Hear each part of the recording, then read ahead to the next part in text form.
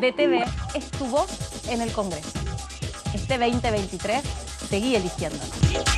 DTV, el periodismo en el Congreso.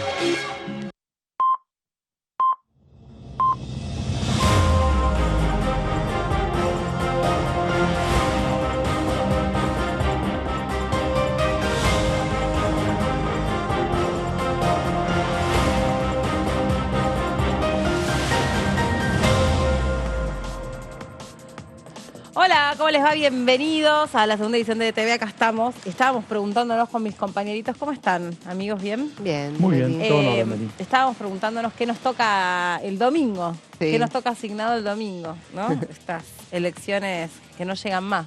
esta Bueno, esta ya semana llegamos, ya larga. ya Sí, estamos. sí, Cuenta sí. regresiva, sí, a pocas horas de que arranque la Sí. veda. ¿Votan en qué distrito? Yo en Capital. ¿Y vos? Provincia. En provincia. O sea, vos no te toca la boleta única electrónica. No. A nosotras No. sí. Sí, nos toca y hay que, sí, estaban algunas pruebas que habían hecho, decían que se demoraba mucho, Sí. que podía haber problemas en En realidad Capital. es doble votación. Claro. Doble Ese es el votación. Me está enganchando el micrófono. Va a haber Después demoras, me dicen ¿no? si me- Sí. se escucha bien. Por lo Sí. que dicen. Es la primera vez que se hace un sistema así, porque yo recuerdo El que tema el voto, claro, el sistema mixto, digamos. Claro, el voto electrónico hubo en Capital en una vez, eso yo me acuerdo que voté por voto electrónico en Claro. Capital, pero no era con dos sistemas diferentes, solo se votaba Eso, hay los que cargos ver de Capital. cómo está organizado y cómo se distribuye dentro de... Yo voto Sí. por primera vez en la que fue mi propia escuela, Ah, mirá. pero me toca por primera vez en esa escuela. Así que hay que ver cómo... ¿Provincia? No, en Ah, en Capital, Capital, en Palermo. Hay que ver cómo... Es la escuela donde habitualmente votaba Mauricio Macri, pero me fijé que ahora no vota, y vota en el Lengüitas, creo que le toca Ujú. votar. No, el problema es ¿Cómo decir, se organizan hubo los boleta, espacios? Hubo boleta electrónica en otras provincias también, recordemos en Salta.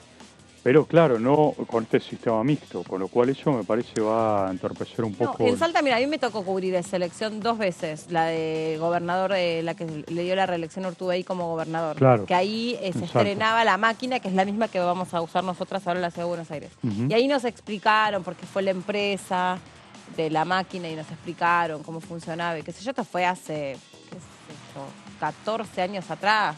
Claro. O un poquito, no, más creo, más 15 o 16 años, porque yo todavía no, sí, creo que sí, no tenía hijos. Sí, el Entonces, por sistema eso de ustedes boleta hacen cálculo. electrónica hace bastante tiempo que está Sí. en muchas provincias. Ahí en ese momento era recuestionado, digamos, si quedaban alojados o no quedaban alojados en la máquina los datos. Eso es lo que se cuestionaba. Ya todos están insistiendo que no, que funciona como una impresora y demás.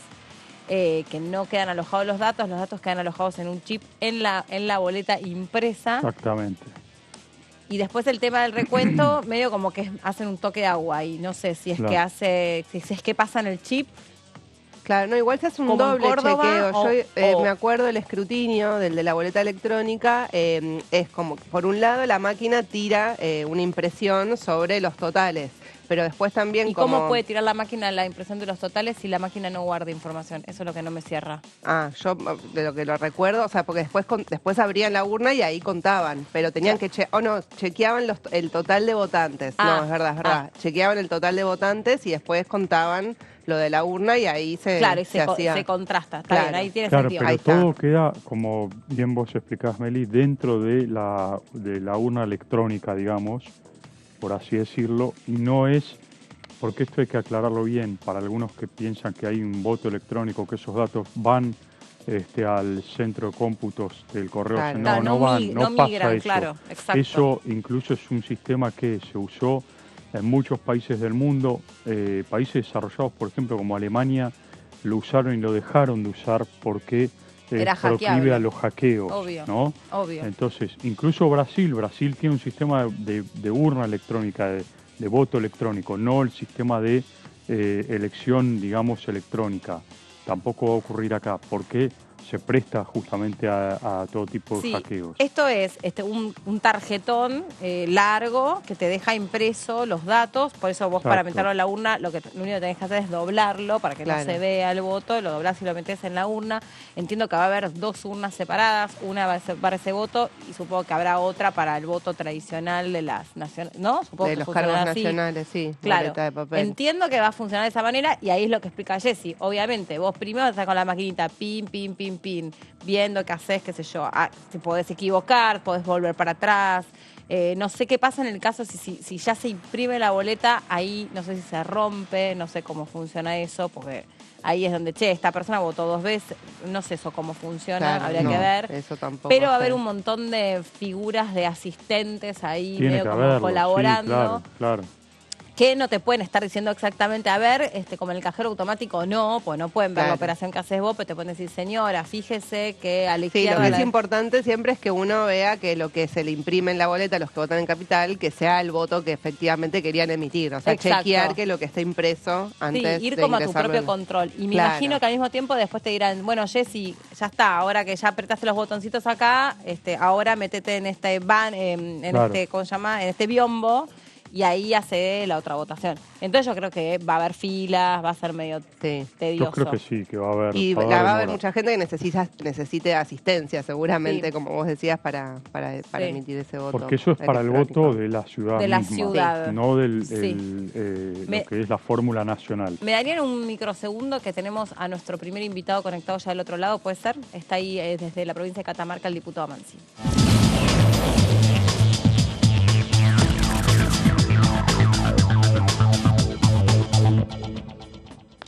Hola, diputado, ¿cómo le va? Bienvenido. Ahí está muteado. ¿Cómo Ahí está. están? ¿Me escuchan? Sí, ahí lo escuchamos. ¿Cómo anda? Bien, bien. Desde la pandemia que no decía diputado está muteado. Sí, cosas que pasan. Y eso me pasa por atolondrado, porque en realidad vengo estos días tan acelerado Sí. con la campaña que, bueno, nada, quiero hacer todo rápido y no puedo. Usted es candidato, ¿no?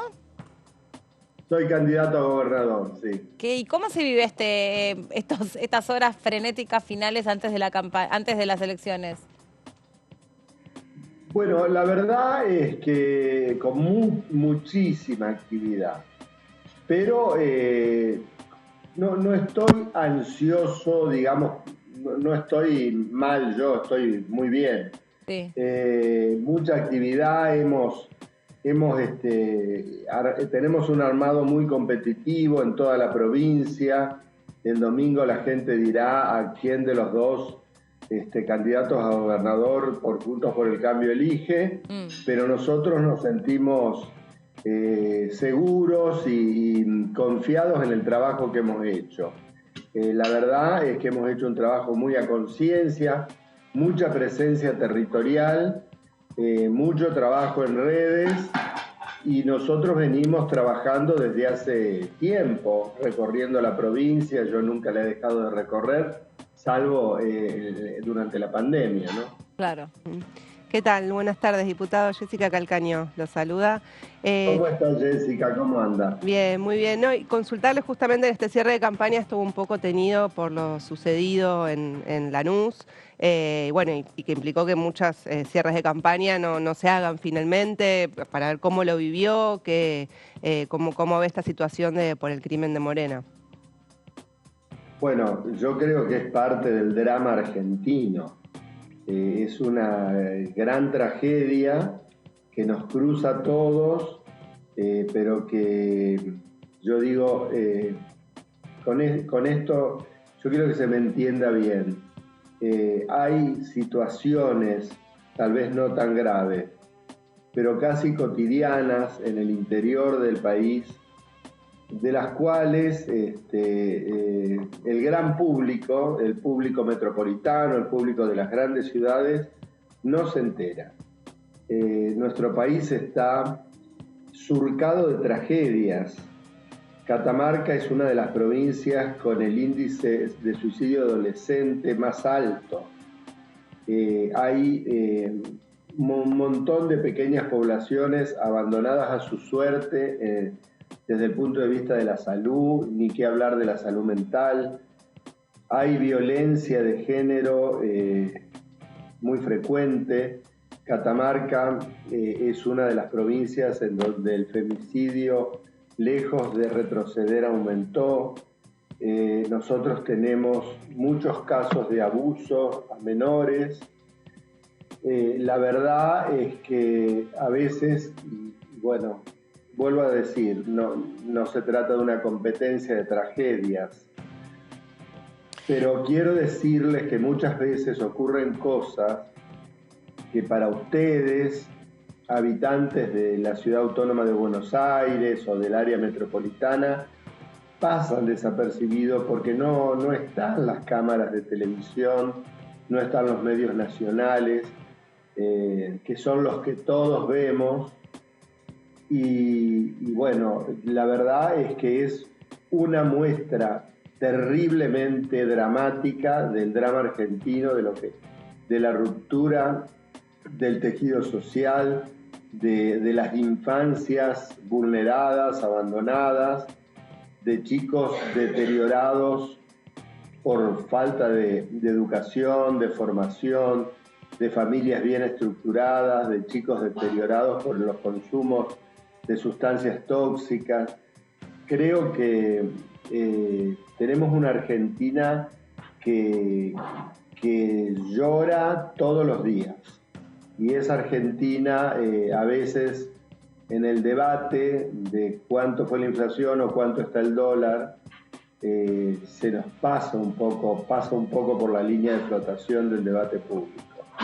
La verdad es que es terrible lo que ha ocurrido, pero es terrible un montón de cosas que ocurren cotidianamente y me focalizo, no estoy hablando del maltrato a los ancianos, estoy hablando de los niños y de las niñas y de los adolescentes.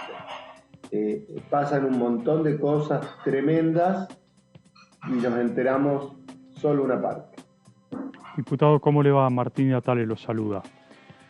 ¿Qué tal, Martín? ¿Cómo está? Diputado, para cambiarlo de tema, aprovechar que usted está en la Comisión de Minería y consultarlo, veníamos hablando en estos días del proyecto de ley de un grupo de diputados de la provincia de Buenos Aires, del Frente de Todos, liderados por Alderete, que plantean la posibilidad de declarar el litio como mineral estratégico, teniendo en cuenta que Catamarca es una provincia donde hay como recurso natural prevalente el litio, al igual que en las provincias de Jujuy y de Salta. ¿Qué opinión tiene usted al respecto? Si hay posibilidades de declarar el litio como mineral estratégico, si este proyecto de ley de Alderete y compañía no avanza un poco sobre lo que tiene que ver con el federalismo, hasta qué punto la necesidad de que este proyecto de ley tome en cuenta, obviamente, lo que dice la Constitución, artículo 124. ¿Cuál sería un poco su opinión al respecto? Yo creo que ese proyecto de ley tiene una semilla envenenada y que potencia que la nación termine decidiendo sobre cómo explotar, quién explota y cómo se procesa el litio. O sea que, dicho de otra manera, vulnera totalmente el derecho constitucional de las provincias litíferas de ser dueñas de sus propios recursos naturales. Creo que ese proyecto no resiste un análisis desde el punto de vista de la constitucionalidad. Y el otro aspecto, creo que desde el punto de vista de la potenciación económica, es una gran trampa. El gobierno de Boric en Chile nacionalizó o hizo algo por el estilo con el litio y se ha desacelerado las inversiones en la explotación del litio. Y eso, que siendo que Chile explota y exporta muchísimo más minerales que la Argentina, pero hoy se amesetaron a partir de esa legislación. Eso benefició a la Argentina, ¿no? En términos de inversiones. Eso indirectamente benefició porque trajo la inversión multinacional, puso los ojos en la Argentina. Y la verdad es que nuestros países tenemos que ser realistas. No tenemos el suficiente cuerpo ni tecnológico ni organizativo como para organizar estas grandes explotaciones en gran escala como es la megaminería en general y el litio en particular. Y el otro ejemplo lo tenemos en Bolivia, donde ya la nacionalización y fue declarado mineral estratégico ya años atrás. Bolivia directamente no creció, se quedó estancada en la posibilidad de invertir, explotar y exportar litio. Yo quiero recordar que el litio tiene una ventana de oportunidad. No es para siempre el litio, porque hoy el litio el mundo lo necesita porque el mundo está yendo a energías limpias y está yendo a baterías eléctricas, las que se construyen entre otras cosas con litio.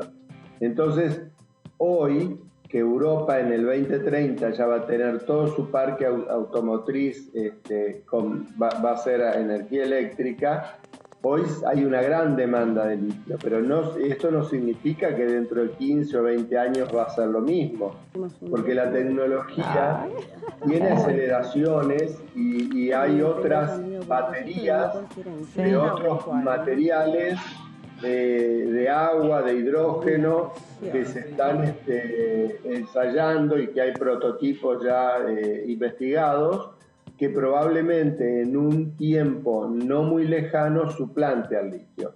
O sea que si nosotros queremos aprovechar la ventana de oportunidad es hoy. No nos podemos poner a proyectar una Argentina que explote como una YPF, como una empresa nacional en su momento, como lo pensó Mosconi al petróleo, para los próximos 30 o 40 años. Vamos a llegar tarde y vamos a perder la oportunidad de vender el litio. Este es un tema. Esto no significa que yo esté justificando los abusos que ha habido de las empresas en cuanto a, los subterfugios que han hecho para aportar menos, dándole menos valor al litio o haciendo rulos con falsas importaciones y exportaciones, especulando con el valor del dólar. Eso ustedes saben que hay una empresa china que ha hecho eso y que la FIP la está investigando y seguramente la va a multar, le va a aplicar algún tipo de sanción importante desde el punto de vista económico. Diputado, le agradecemos mucho este tiempo con nosotros, también que tenga suerte en este tramo que le toca último antes del agotador sprint final previo a las elecciones. Un saludo muy, muy grande, que esté muy bien. Bueno, muchas gracias. Sé que no están en el padrón de Catamarca, por eso no les pido que me voten. Es verdad. Pero hagan fuerza. No estamos ahí. Bueno, un saludo, que le vaya muy bien.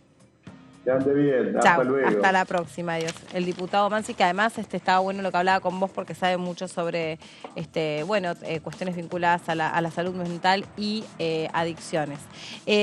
Vamos a cambiar brevemente de tema, ya se está preparando Luke Becker para charlar con nosotros sobre otra de las noticias muy, muy importantes que hubo esta semana en relación al caso de Marita Verón. Compartimos ahora la palabra del diputado Ramiro Gutiérrez reflexionando sobre uno de los temas de estricta actualidad, que es la cuestión de regular qué es lo que se hace con nuestros datos personales. Bueno, nosotros nos movilizamos en datos. Antes las personas conversaban muchísimo más. Hoy es la sociedad de la información, la velocidad y el dato. En nuestras manos tenemos una inteligencia artificial que se llama teléfono, ahí está nuestra vida, pagamos desde nuestras cuentas, entramos en aplicaciones y compramos, nos enteramos de cómo está el clima o te vemos en el canal de televisión Amanda a través de esto. Todo eso sucede a gran velocidad y cada vez que nuestro teléfono se enciende, nos mira y toma nuestros datos biométricos, nuestra huella, nuestra voz, nuestro iris. Todos esos datos ingresan a un sistema al cual perdemos dominio. No sabemos quién es el destinatario final de esos datos y qué es lo que puede hacer. No sabemos si nuestra computadora y nuestro teléfono nos escuchan.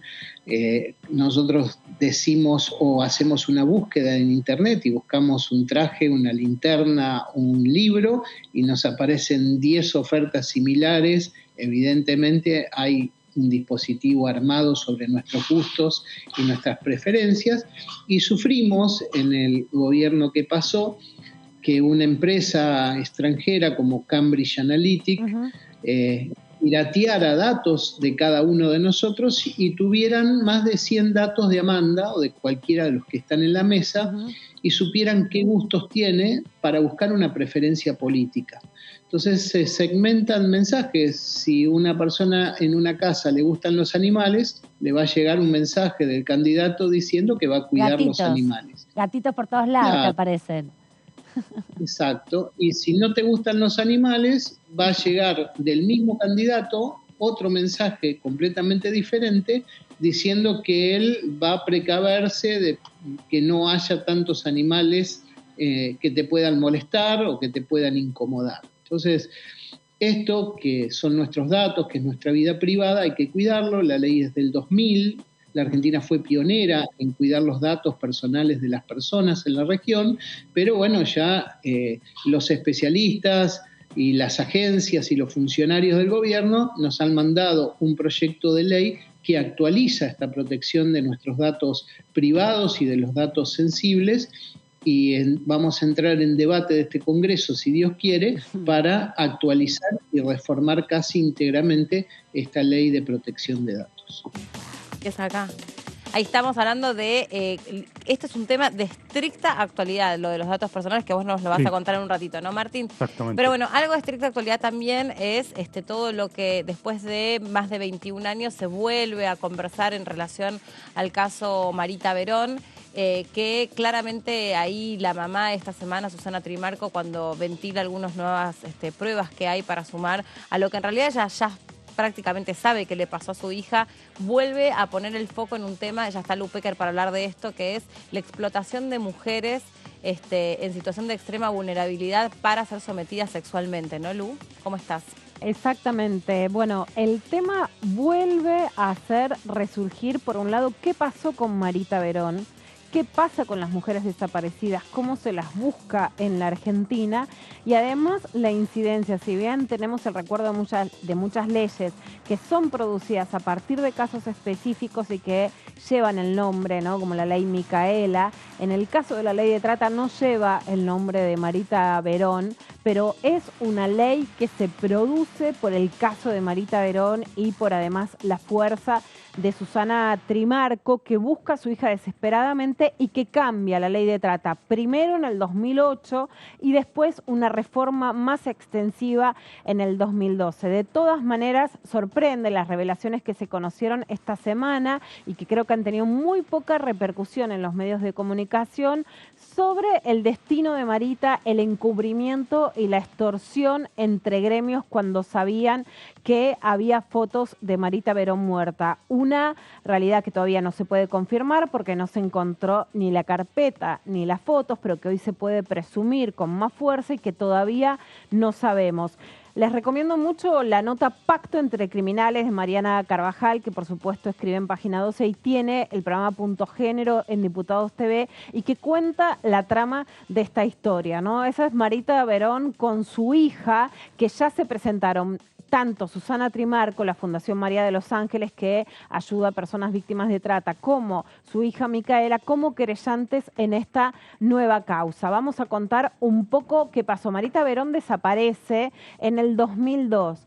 Es el caso más emblemático de trata de mujeres en la Argentina y de un tipo de trata que lo que podemos decir es que después del trabajo de Susana Trimarco, un tipo de trata, y no quiere decir toda la trata, un tipo de trata en donde se llevaban secuestrada a una mujer, en este caso Marita se va a hacer análisis ginecológicos en Tucumán, por supuesto una provincia con una forma de corrupción, porque la corrupción siempre está mal, pero una forma de corrupción que en la Argentina le costaba la vida a las mujeres, que incluía la explotación sexual a la fuerza, ¿no? Los secuestradores, justo, bueno, obviamente cubrí, la entrevisté a Susana muchas veces, vos me imagino que también, y me impactó muchísimo la entereza con la que da esta conferencia de prensa, la seguridad, pero también haciendo un poco como de ejercicio de memoria, bueno, qué es lo que ella misma después logra reconstruir y cuáles son los puntos ciegos que tienen lamentablemente la investigación a 21 años. Por ejemplo, ¿el secuestro de Marita fue un secuestro al azar o esos secuestradores que la levantan en la calle ya sabían quién era Marita? Bueno, esas sí son cosas que todavía no podemos saber, ¿no? Si la tenían marcada por alguna razón, ¿no? O si fue tomado al azar cuando se va a hacer esos análisis. Hay presunciones de la médica que le manda a hacer los análisis del hospital en donde va, en donde podemos creer que decían, bueno, vamos a usar a esta chica. ¿Qué quiero decir para hablar muy claro cuando digo que hay un tipo de trata? No quiere decir que sea toda la trata que hoy enmarca la ley, sino el tipo de trata en donde a una mujer la tenían completamente esclavizada, en donde le sacaban sus documentos, en donde la tenían retenida y no se podía ir. Después de lo que pasa con la ley de trata en el 2008, en el 2012, y que se crea una oficina de rescate de personas de trata, hoy son situaciones en donde en la mayoría de los casos, y esto no quiere decir que no vaya a volver este tipo de trata, ¿no?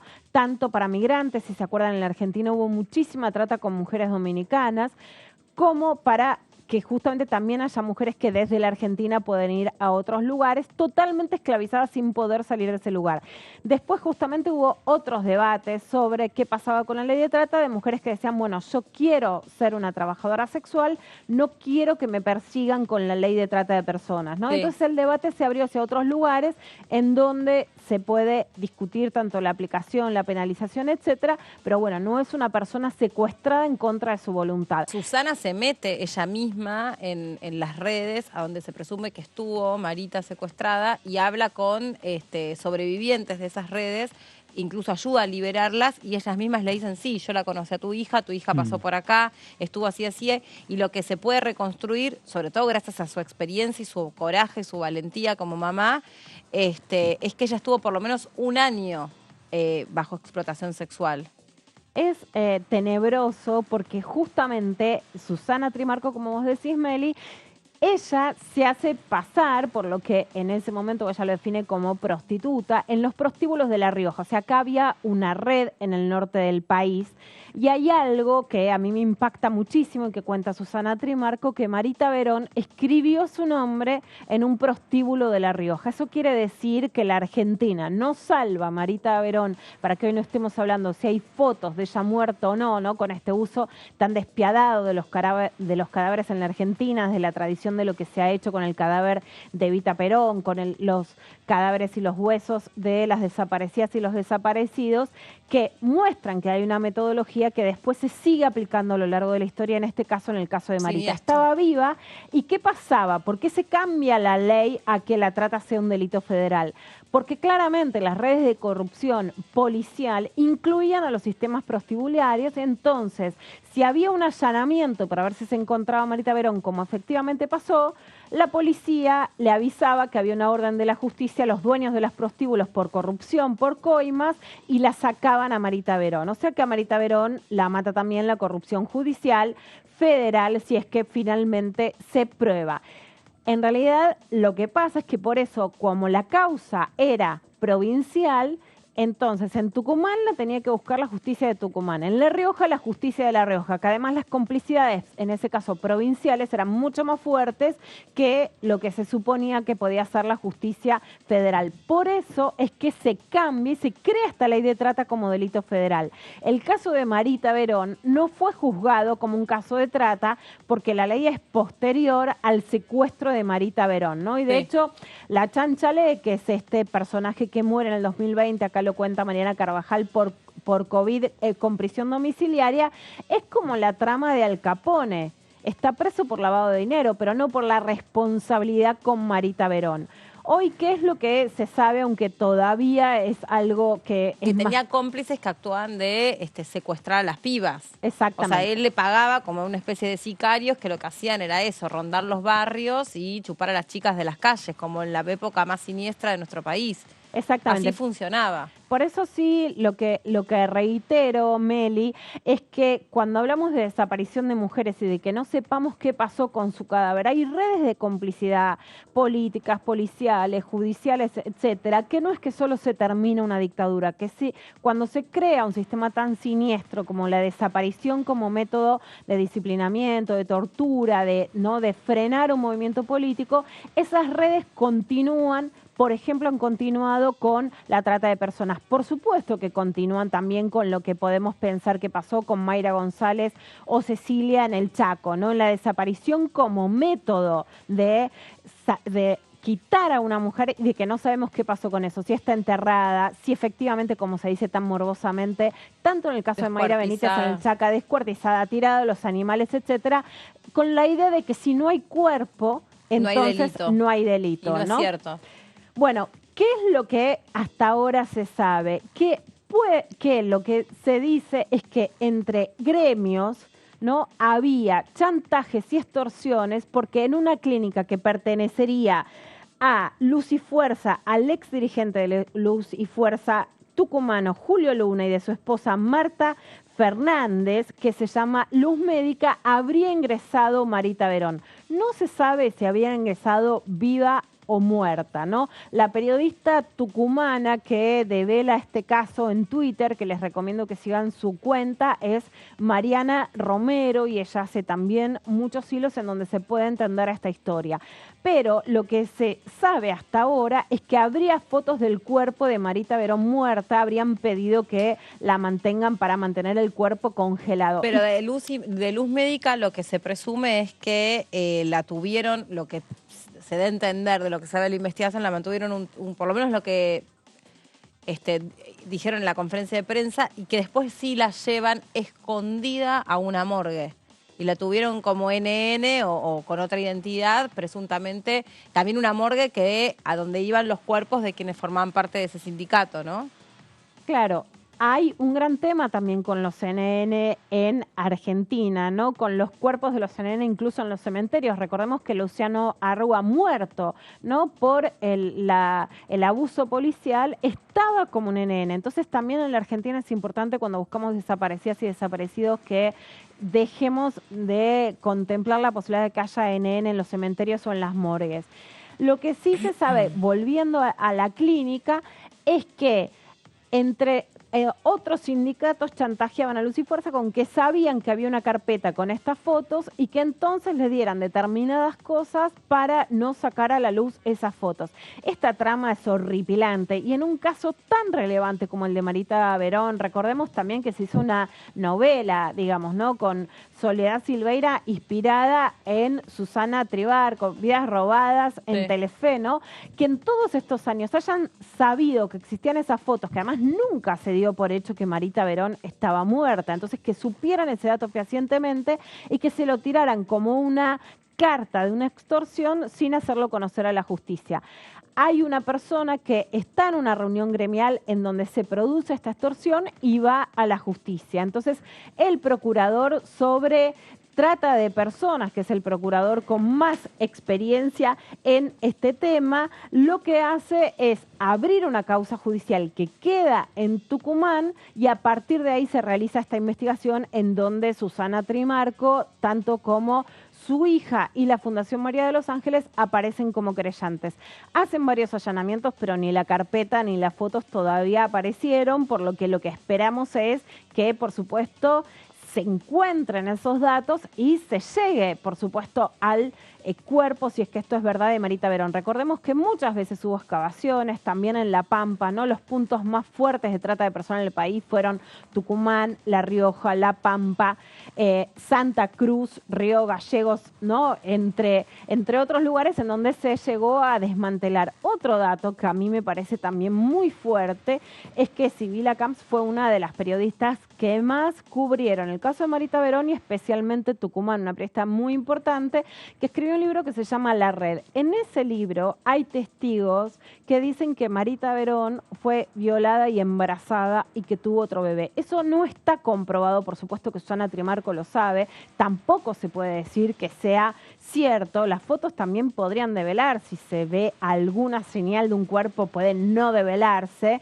pero Sí. podría verse alguna señal de si ese cuerpo tuvo otro bebé y también buscarlo o no. Es una hipótesis que no está tampoco confirmada y que no puede ser tampoco del todo descartada. Claro. Impresionante también esa foto en la que está Susana con su nieta, con Micaela, ¿no? Y pensar que la ley contra, bueno, todas las situaciones vinculadas a concientizarnos respecto de la violencia contra las mujeres lleva su nombre también, ¿no? Que es una, no sé, una casualidad misma, pero que encierra una coincidencia muy fuerte para esa chica también llevar ese nombre, ¿no? La hija de Marita. Es cierto, porque por supuesto es por Micaela García, pero Micaela es una víctima. Yo pensaba, bueno, la ley Bresa de víctimas de femicidio. Marita, en este caso, si está asesinada, también fue víctima de trata y de femicidio.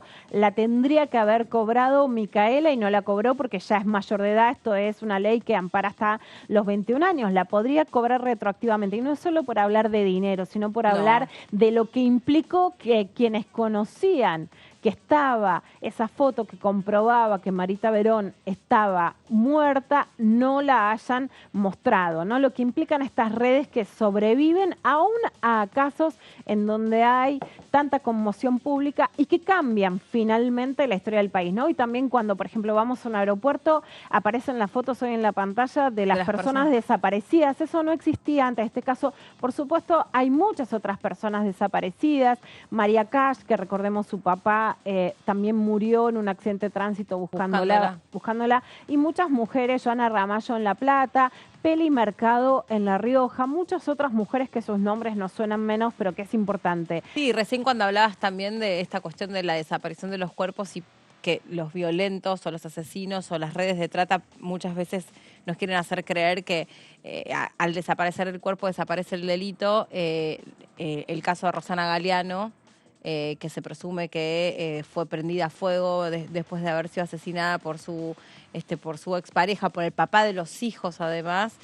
Sin embargo, fue enjuiciado aunque nunca haya aparecido su cuerpo. O sea, ahí tenés un caso muy emblemático de una persona que está acusada de femicidio y su cuerpo no apareció. El caso de Chaco también. Exactamente. En el caso de Rosana Galeano, vos sabés que hay, me parece otro hilo muy importante con el caso de Cecilia, porque recordemos que la mamá, digamos, quien la mata no es quien ejecuta el gatillo, sino justamente su esposo Arce, que la manda a matar, ¿no? Entonces ahí hay una autoría intelectual que no es la autoría material. Y quien ayuda a ese plan es la suegra, la mamá, ¿no? de Arce. Y la mamá de él, que está relacionado también en la trama de un femicidio, más allá de cómo después abuela de tipificado. esos hijos que quedaron sin madre por culpa de ese padre, ¿no? Exacto, y un caso que también cambia las leyes en la Argentina, ayuda a cambiarlas, porque tanto la madre de Rosana como el hermano, o sea, el tío de los chicos, pedían la custodia y poder criarlos, y sin embargo habían quedado con la abuela, que había sido cómplice o participante en este asesinato. Y esto también cambia con que ahora, cuando hay un femicidio, una tentativa de femicidio o una violencia muy grave, ya se quita lo que conocemos como patria potestad o responsabilidad parental en el nuevo Código Civil. ¿Y qué dice la ley de trata hoy? Bueno, la ley de trata sí del 2012 después generó un gran debate, porque la del 2008 era más flexible y básicamente el gran cambio que hace es llevar la ley provincial a nivel federal. La ley del 2012 lo que cambia es que dice que no puede haber consentimiento en situaciones de explotación sexual. Entonces, Meli, hubo una gran campaña y una gran actuación para desmantelar las redes de trata en el país. A partir del 2012, como en muchos casos había quienes se definen como trabajadoras sexuales y decían que estaban siendo perseguidas por la ley de trata y que sí daban su consentimiento para trabajar, pero la ley argentina era estricta en que no contemplaba el consentimiento. Se empieza una discusión pública y social muy compleja, o que incluso había algunas mujeres que eran señaladas como proxenetas, pero que para la asociación que nuclea a las trabajadoras sexuales no es que eran regentes, sino que también eran trabajadoras que ocupaban otro lugar.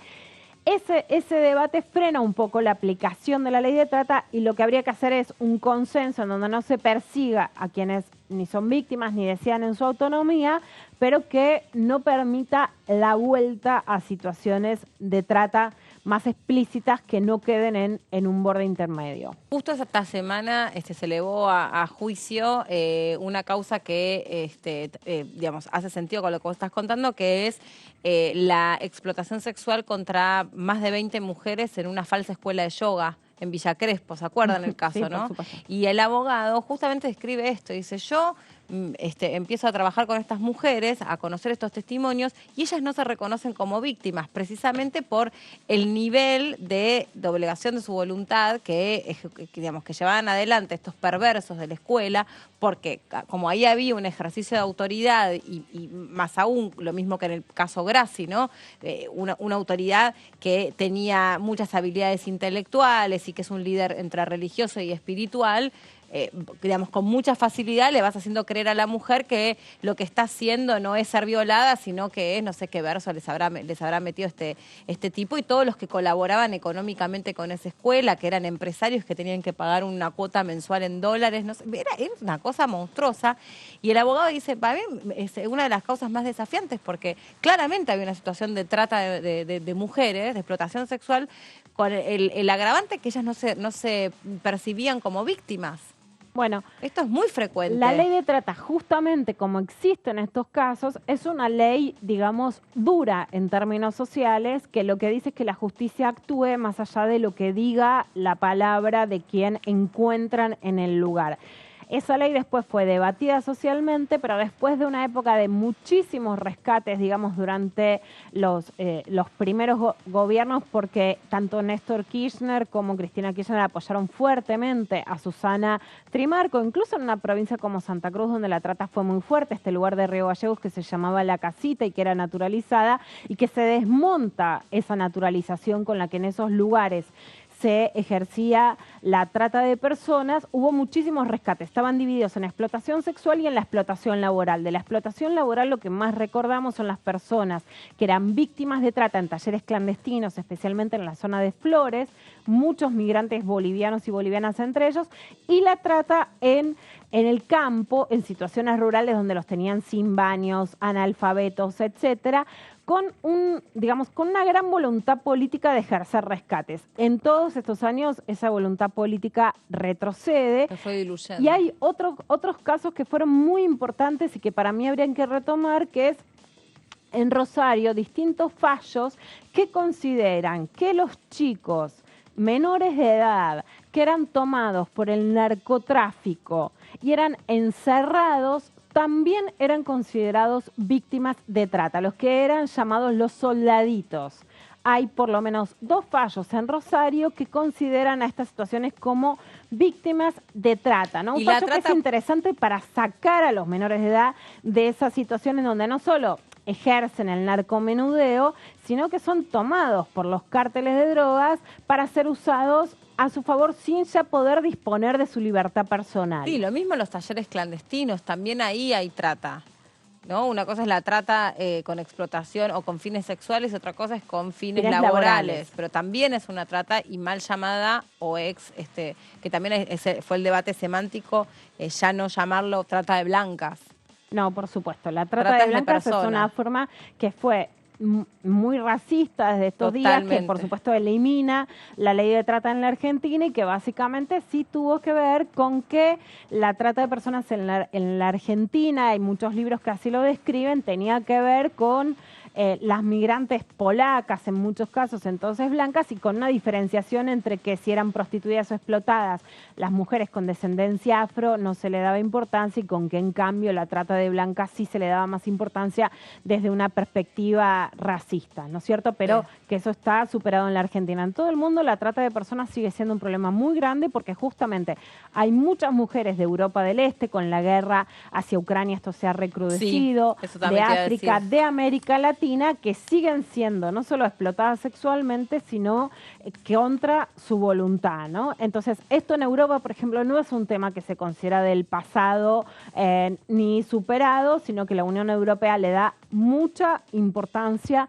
a terminar con la trata y la explotación sexual. Gracias, Lu, por este tema. Y bueno, nos quedamos también con toda digamos, la vida y el recorrido de estas dos mujeres, ¿no? La hija y la madre de Marita, que pusieron su propio cuerpo para luchar por esta causa, por ese propio ser querido, secuestrado, desaparecido y ya sin dudas asesinado en condiciones de explotación sexual. Pero en el medio tantas mujeres a las que le salvaron la vida, y esa fundación, la fundación que lleva el nombre de María de los Ángeles, la fundación de Marita Verón, es una fundación que además les da soporte integral, les da soporte económico, les da un refugio, les da asilo emocional, psicológico. O sea, es espectacular el trabajo que hacen, es impresionante el trabajo que hacen, y cómo a veces realmente una mujer puede mover montañas, ¿no? Porque a lo largo de todos estos años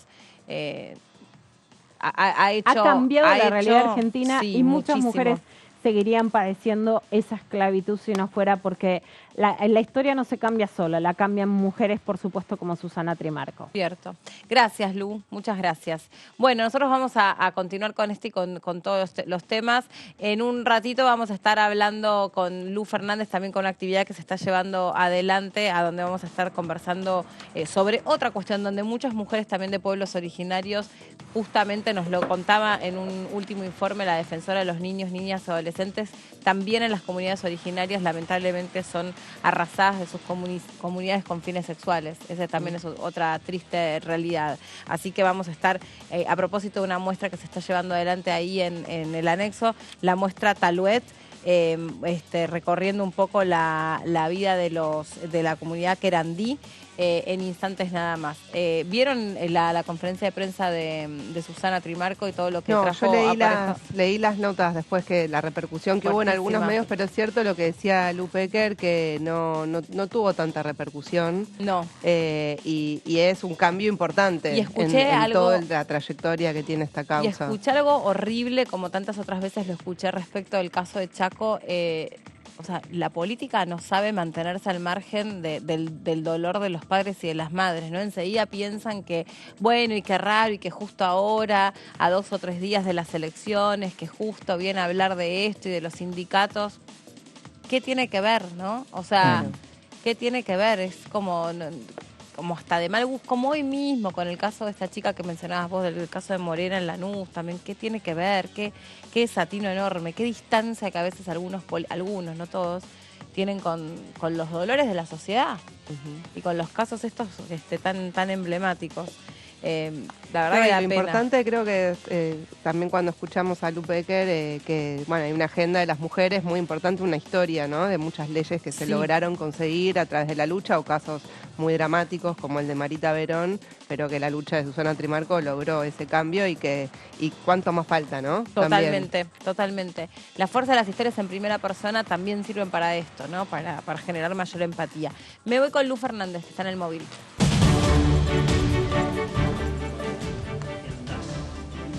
Hola Meli, compañeros, bueno, muy buena jornada. Efectivamente nos encontramos aquí en el anexo de la Cámara de Diputados de la Nación para compartir con ustedes una muestra que promueve el diputado nacional Eduardo Valdés, que está muy amablemente aquí al lado mío, denominada Taluet, Pueblo de los Talas. Pero para entender de qué se trata, bueno, el diputado nos va a contar un poco en qué consiste esta muestra tan representativa de los pueblos originarios. Bueno, es un reconocimiento acá en la Cámara de Diputados a los pueblos originarios, pero casualmente a los pueblos originarios de nuestra área metropolitana, de nuestra ciudad, la nación querandí. Son tan importantes los querandíes que lo que no nos cuenta la historia es que Pedro de Mendoza, cuando vino en barco, fue repelido por los querandíes. Por eso se habla de la segunda fundación, la de Garay, que viene por tierra desde Paraguay, pero por barco fueron rechazados por los querandíes. Y todavía hay una gran población, gracias a Dios, y con orgullo lo digo, de originarios querandíes por esta zona. En Villafiorito, donde se nació Diego Maradona, hay una gran comunidad de querandíes, trabajan muchos en el tema del cartoneo, y entonces poder mostrar en la Cámara de Diputados, gracias a la Dirección de Cultura que tanto nos ha ayudado, los objetos del pueblo nación querandí que han sido vueltos a ser, ¿no? Pero que están como si fueran de aquellos tiempos. Y entonces mostrar en el Congreso, en la Cámara de Diputados, por primera vez, la cultura de esos pueblos que nunca nos la cuentan en la historia oficial, ¿no? Por ejemplo, ¿vos sabés por qué La Matanza se llama La Matanza? Porque fue la matanza de los querandíes. Si hurgamos en la historia, ¿viste? La historia la escriben, dicen los que ganan, pero hay otra historia. Y esa es la historia que vamos a contar hoy acá. Diputado Valdés, ¿cómo le va? Melina Fleiderman lo saluda. Hola Melina, ¿cómo va? Y toda mi solidaridad por esas últimas cosas que le tocó vivir. Muchas gracias, muy amable. Sí, bastante desagradable, ¿no? En tiempos que corren, pero bueno, gracias.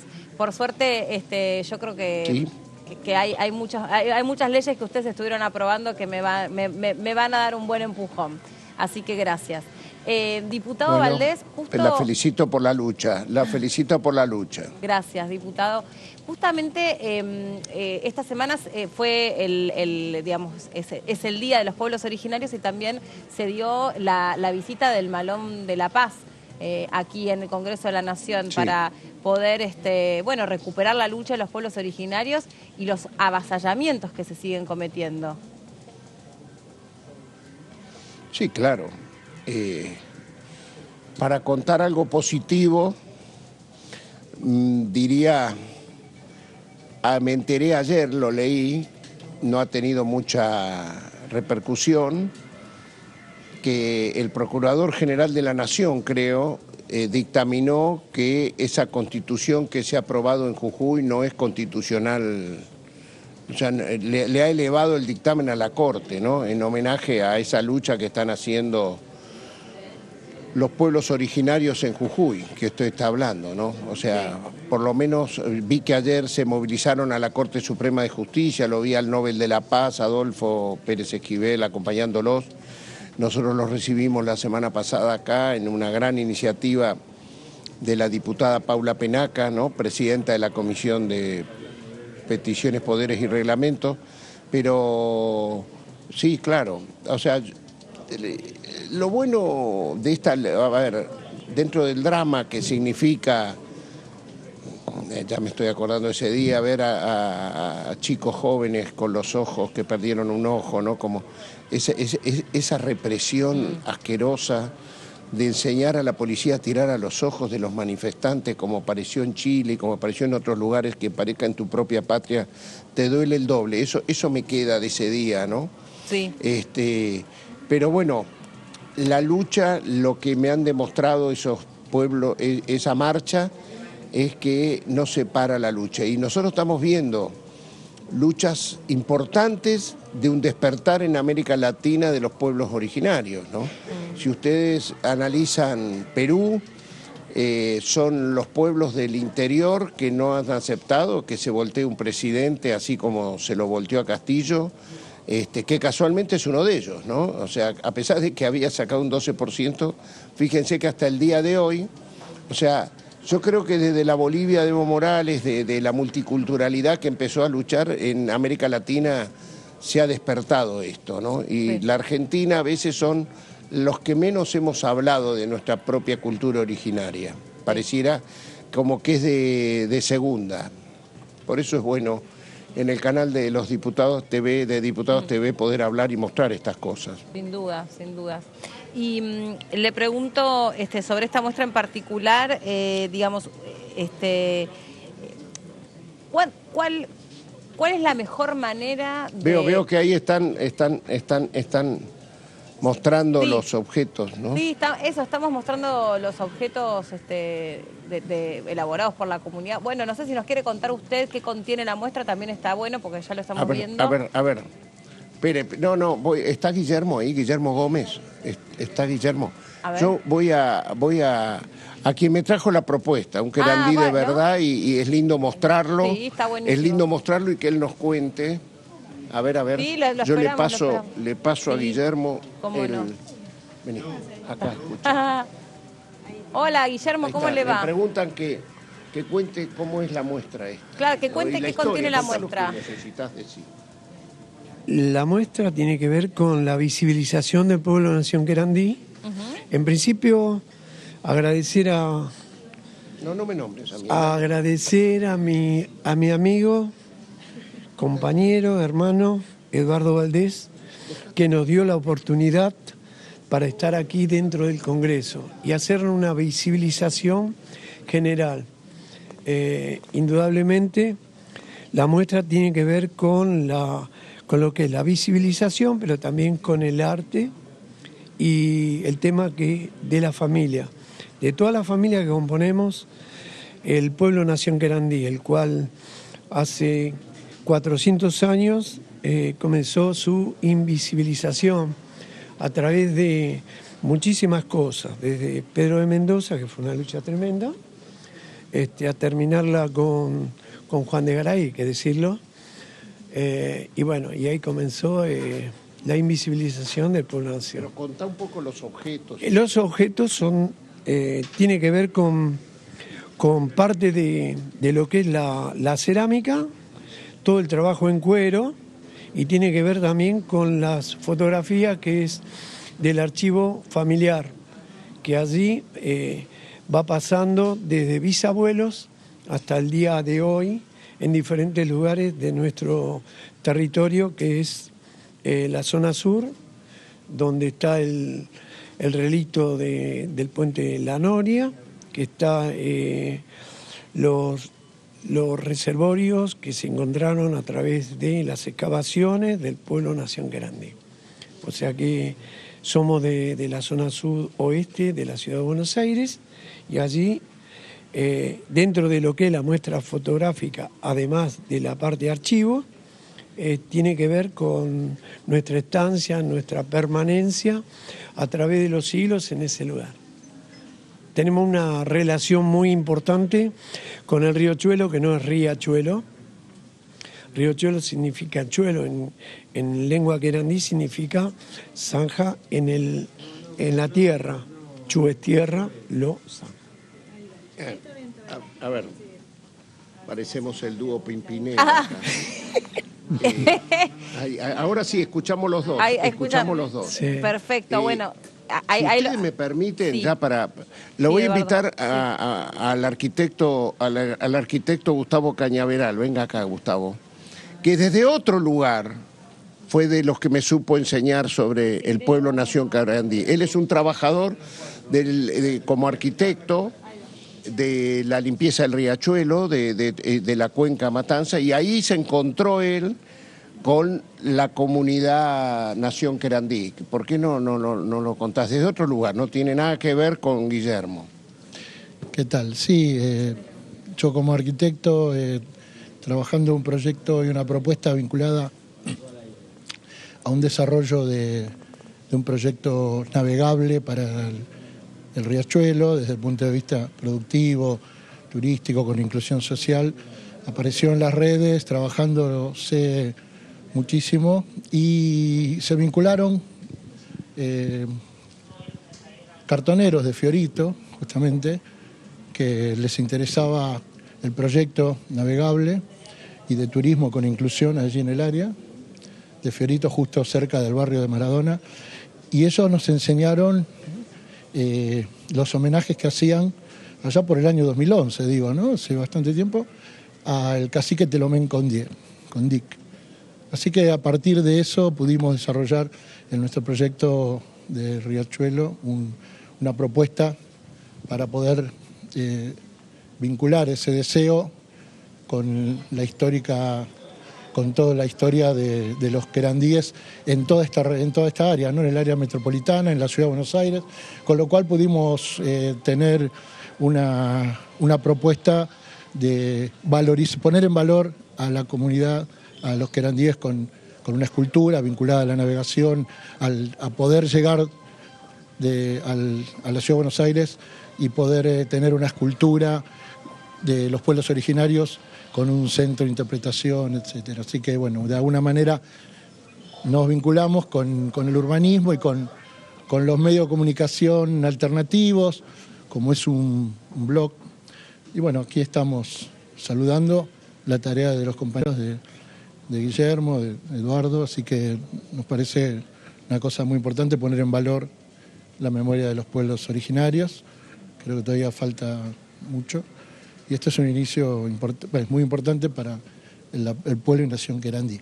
Bueno, diputado, sabemos que lo están esperando para dar inicio a esta muestra. ¿Quiere cerrar con algo más para despedirnos del móvil? No.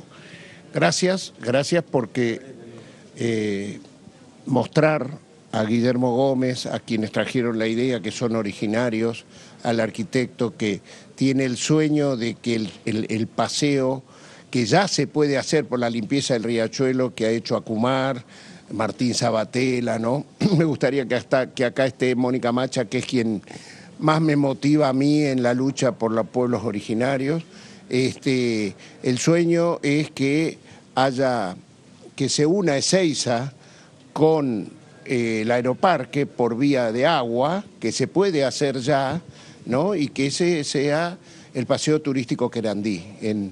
Podíamos homenajear a la nación originaria y resolver un tema que no hay al día de hoy, cómo unir urgente, porque eso están pensando en subtes o están pensando en trenes para unir Ezeiza con Aeroparque.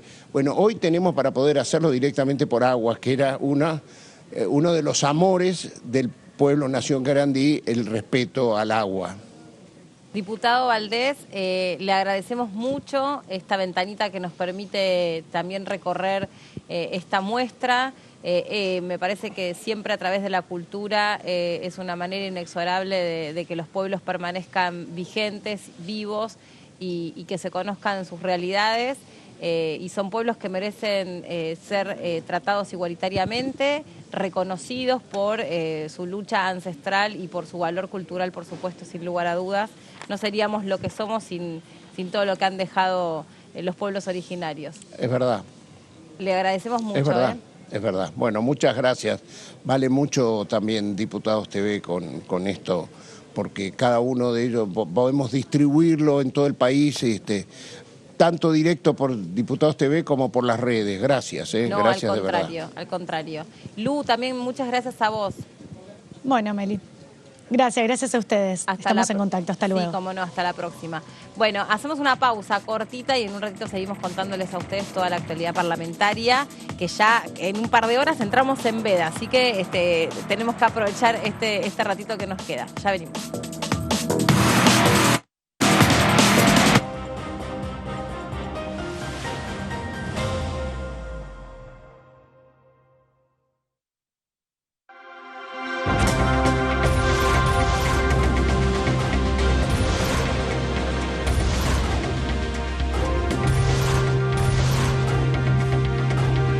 Ellos son tu voz en la tercera edición. DTV, el periodismo en el Congreso.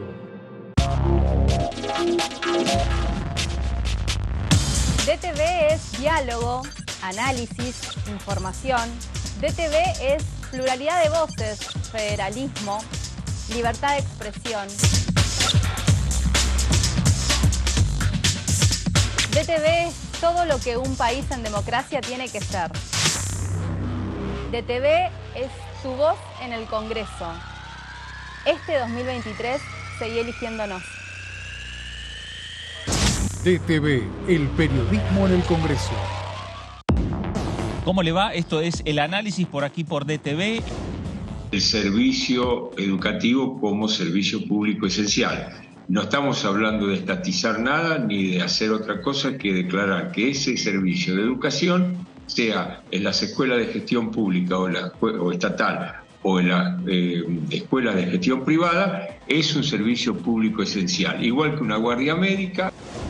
Bueno, justamente hace un mes y medio he presentado el último proyecto, por ejemplo, con 19 diputados y diputadas nacionales del Frente de Todos en ese momento, es decir, que el litio sea declarado de interés estratégico para nuestro país.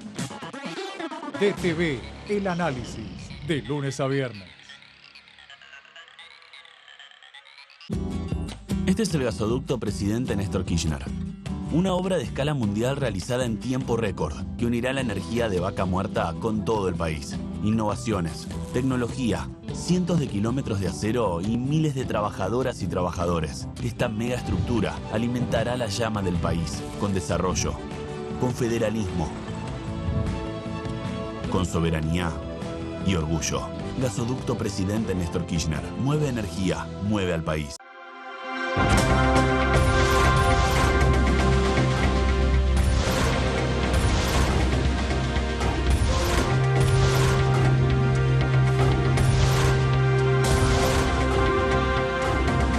Ellos son tu voz, en la segunda edición.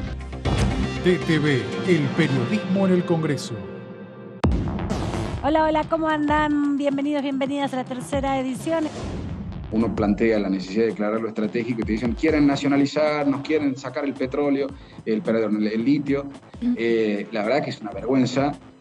Lo digo porque he tenido que discutir con representantes de algunas provincias, del sector minero en particular, que llevaban adelante ese discurso y que no aporta al debate. Yo creo que debe ser declarado un recurso estratégico, que lo es. Nosotros tenemos un sistema legal en minería que realmente es muy vieja y tenemos que cuidar mucho nuestra riqueza, más allá de que va a generar, digamos, mucha inversión en la Argentina, pero tenemos que cuidar para que no vengan aquellos buitres golondrinas, digo yo, que aparecen cuando hay riqueza y cuando estamos con algunos inconvenientes, lo primero que hacen es levantar sus carpas y se van. DTV, tercera edición, de lunes a viernes.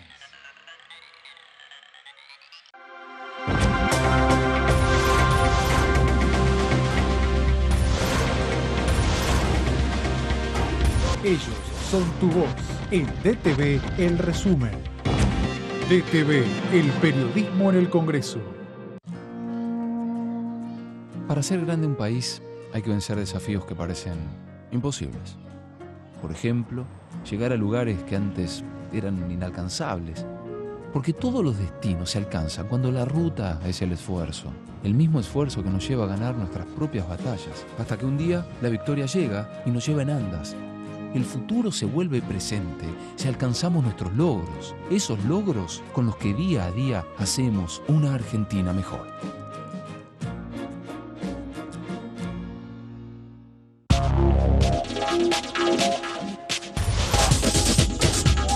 Ecoagenda, jueves 23 horas.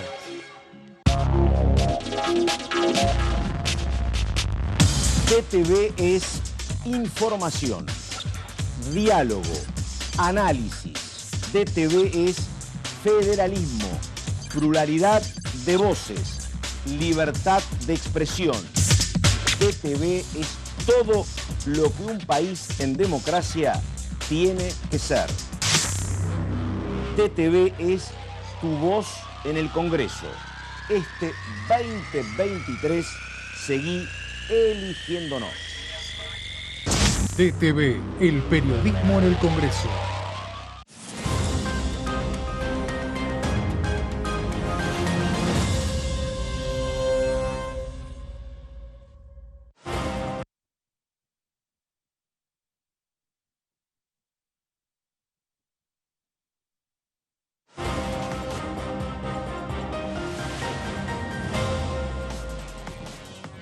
Acá estamos de regreso después de la pausa. Estábamos aquí conversando con nuestros compañeros sobre todos los temas que dejaron la semana pasada.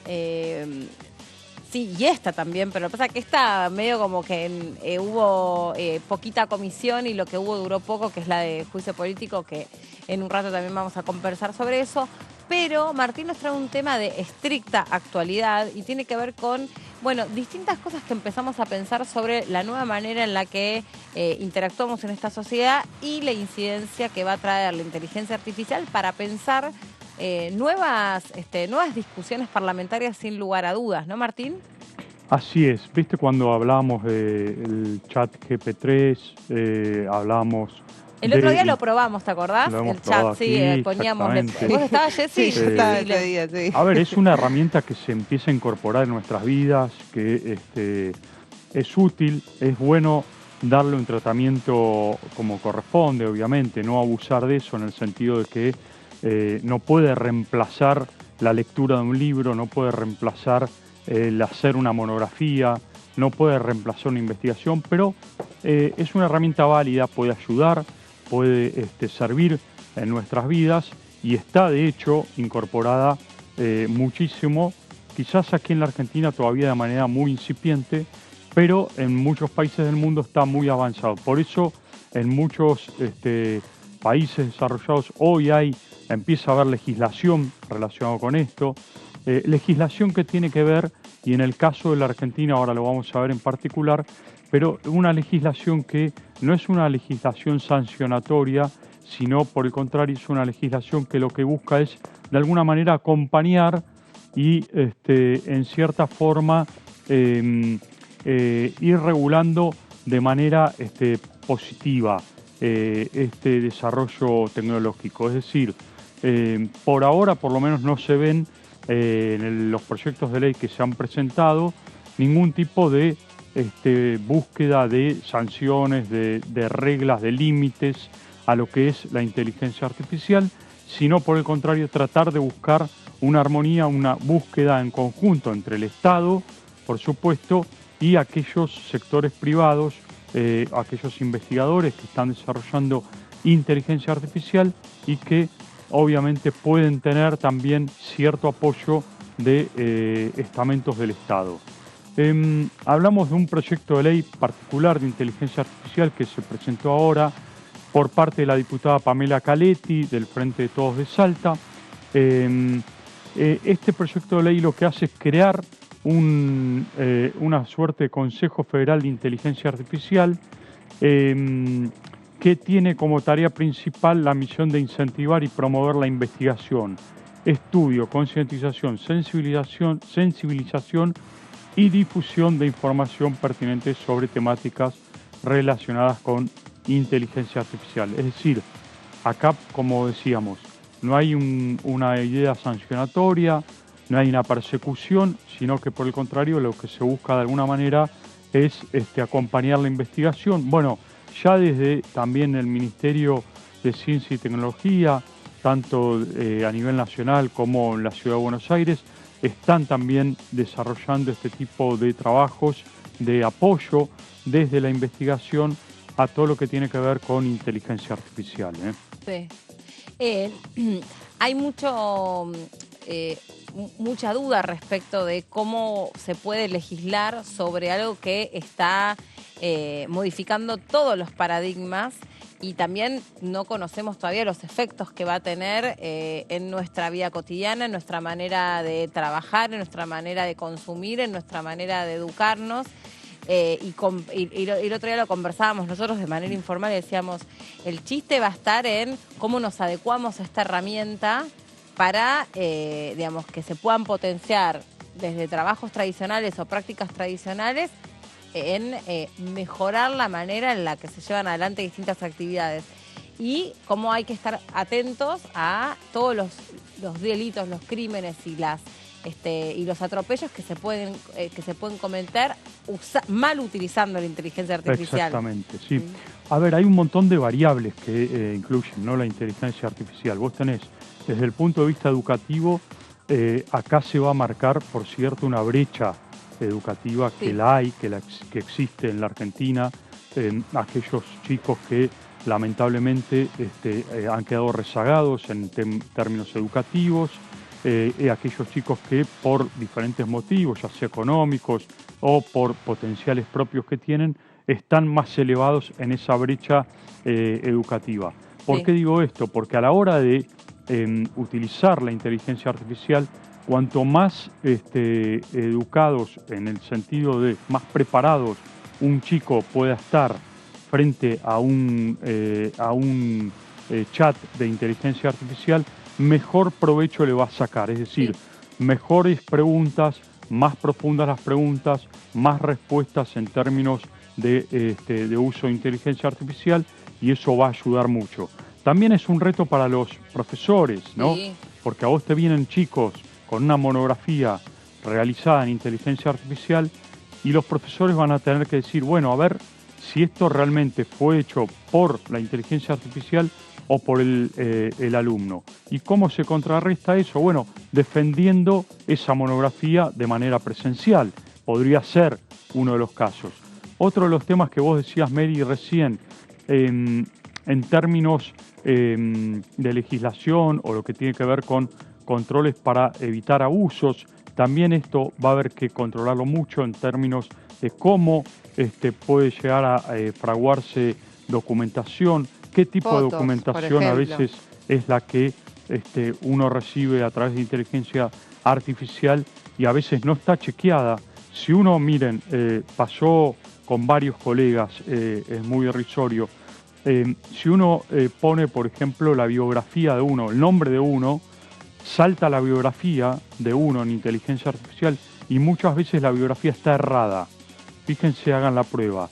Apareció el nombre de un colega hace pocos días que primero lo daba por muerto y por otro lado lo daba como que había sido ayudante de Quino, el historiador de Mafalda, cosa que no tuvo nada que ver. Claro. Entonces, hay que tener mucho cuidado, tener los ojos bien abiertos porque hay chats que no están suficientemente chequeada la información, no tienen el archivo suficiente para intercambiar algoritmos y con este apuro y esta necesidad por mostrar inteligencia artificial, muchas veces se cometen errores.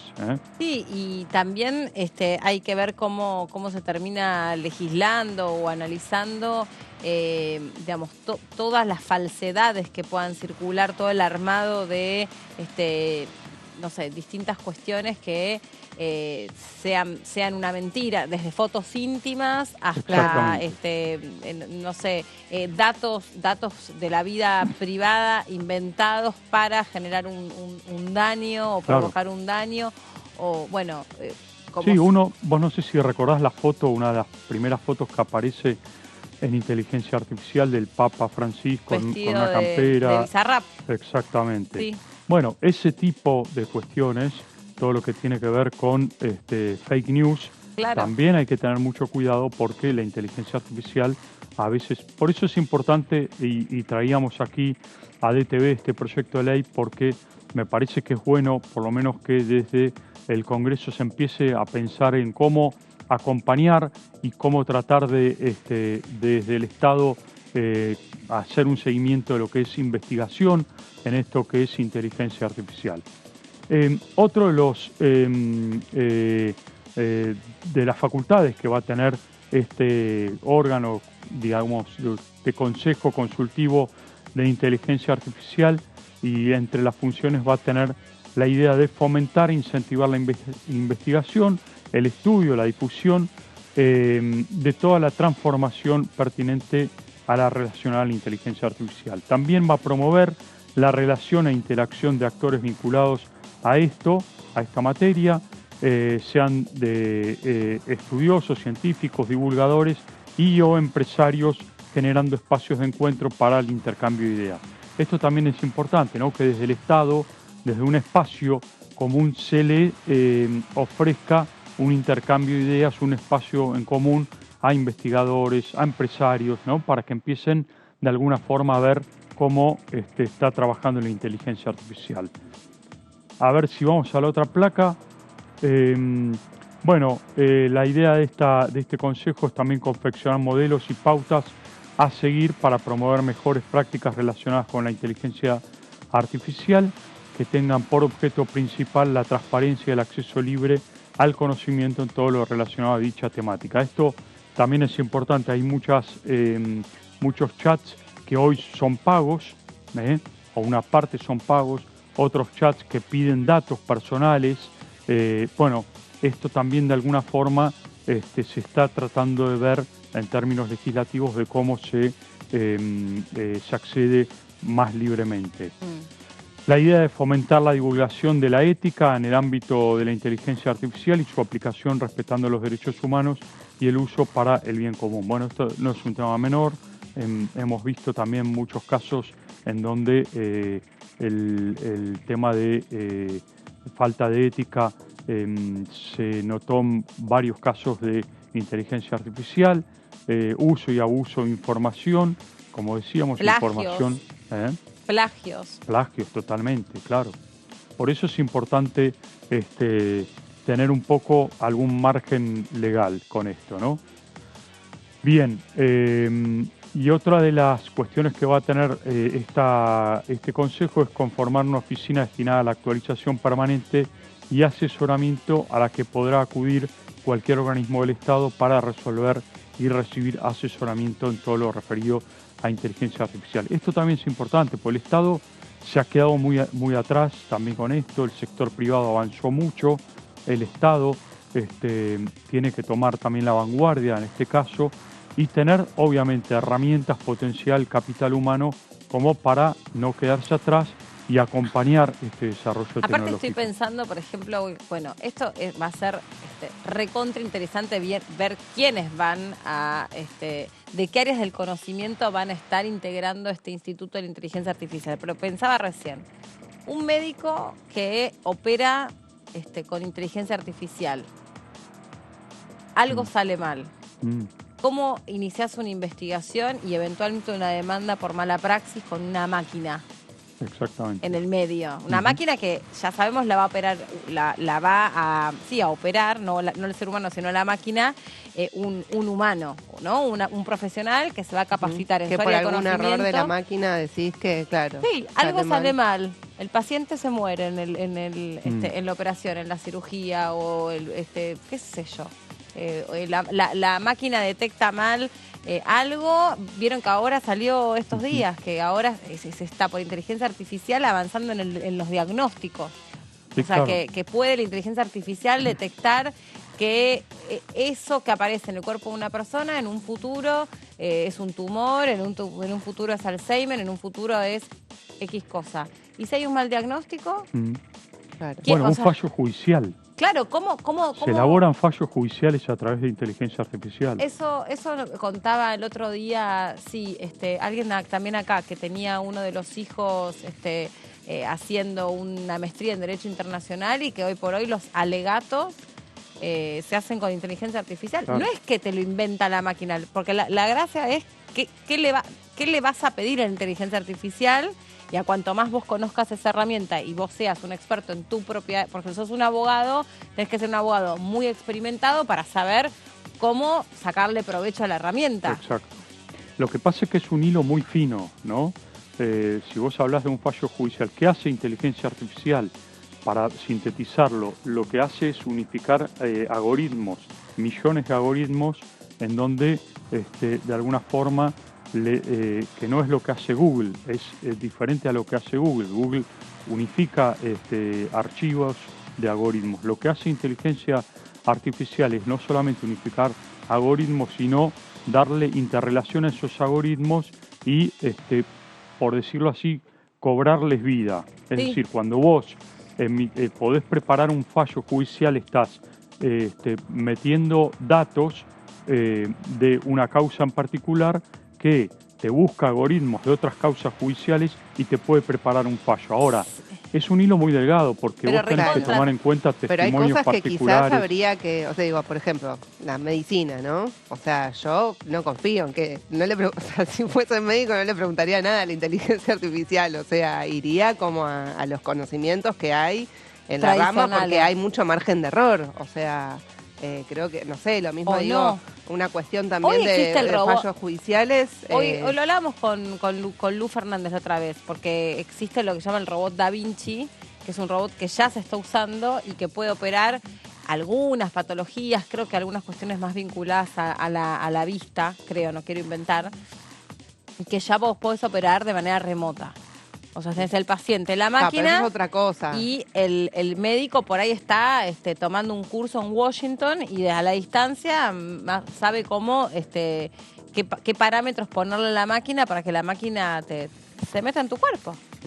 O sea, No, lo que digo es que eso es otra cosa, eso debería ser algo que está súper testeado. Yo hablo más de lo que tiene que ver con el chat, de la información que se le pide ahí, digamos que digo, hay cuestiones que pueden ser muy útiles y que hay otras que, además digo que justamente como margen de error, explicaba Martín, que es algo que se nutre de lo que uno le da también, no es que anda sola la inteligencia artificial y se autonomiza. O sea, si vos no le brindás información a ese algoritmo, no se va a quedar hasta lo que tiene, o sea, nunca va a avanzar. Exacto. Entonces ahí hay una interrelación también entre el conocimiento que produce la sociedad y lo que te pueda dar, y que hay que testear muchas cosas todavía, digo, puede servir para determinadas cuestiones, no sé, desgrabar cosas o no sé, pedir determinada información, lo que sea, pero hay cuestiones más sensibles como la medicina, fallos judiciales, donde hay otras cosas en juego que creo que es más complicada su utilización o confiar al 100% en lo que te dice. El otro día también hablaba con un divulgador en tecnología, en inteligencia artificial, y me contaba que creo que el hijo es diseñador gráfico. Entonces, que ya estaba usando la inteligencia artificial para esto. Me decía, lo interesante es que él es muy buen diseñador gráfico y en todo caso lo que le permite la inteligencia artificial es acortarle mucho los tiempos que él le puede producir, no el proceso creativo, sino la ejecución de ese proceso creativo. Viste que hoy vos le podés pedir a la inteligencia artificial, esto que decía Martín, le das determinadas directrices. Quiero un diseño que tenga un estilo medio tanguero, pero como si estuviese en el interior de la provincia de no sé dónde, con un look que se parezca a la época de los 50. Le metes todo eso, te saca un diseño tremendo. Decís, wow. Entonces, él es muy buen diseñador y sabe qué pedirle a la inteligencia artificial y le permite. Uno de los operadores nuestros que estudia arquitectura trabaja con inteligencia artificial y también elaboró, por ejemplo, o desarrolla diseños, por ejemplo, de una casa o de lo que sea, y toma ideas de ahí, ¿no? Sí. Entonces vos también te puede poner la estación de retiro en el verano pintada de rosa y te pone distintas fotos, imágenes virtuales de la estación de retiro con diferentes temáticas. Bueno, todo eso sirve, por supuesto, pero siempre, como decimos, me parece que hay que tomar ciertos reparos. Es bueno, nuevamente, que haya una legislación al respecto, que el Estado no se quede atrás de esto, porque después vienen los dolores de cabeza. Y estaría bueno en algún momento no hablar con la diputada Caletti, que es la impulsora de este proyecto de ley, diputada del Frente de Todos de Salta, para ver cuál es un poco el alcance y en qué se documentó para elaborar este proyecto de ley, ¿no? Sí, 100%. Bueno, el último punto que plantea este Consejo es promover y acompañar la organización de jornadas, encuentros como espacios de actualización, conocimiento e interacción de intercambio de ideas, ¿no? Esto que hablábamos un poco, generar desde el propio Estado un lugar de debate de ideas que hoy por hoy no está claramente dado, más allá de algunos simposios u foros que organiza el sector privado, ¿no? Sí, totalmente.